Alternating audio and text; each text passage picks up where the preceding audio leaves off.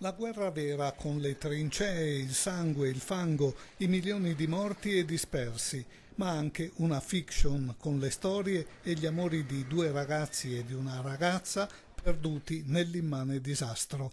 Il film si intitola Fango e Gloria e annovera nel cast Eugenio Franceschini, Valentina Corti, Domenico Fortunato. Un'operazione culturale di grande spessore, l'opera realizzata dal regista Leonardo Tiberi è stata costruita utilizzando i materiali di repertorio dell'Istituto Luce e nuove immagini girate ad hoc.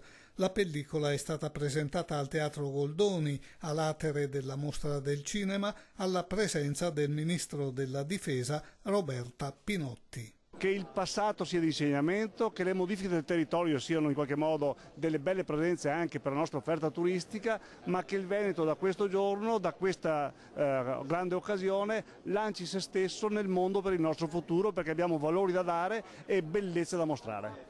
Fra i produttori della pellicola, che ha ricevuto il patrocinio della Presidenza della Repubblica, della Presidenza del Consiglio e del Ministero della Difesa, anche la Regione Veneto.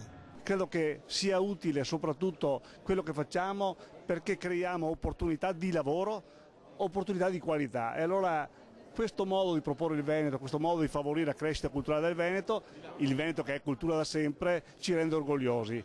La storia dei personaggi dunque si muove sullo sfondo delle immagini vere della guerra, con i movimenti, i colori, le parole e i suoni che l'accompagnarono davvero.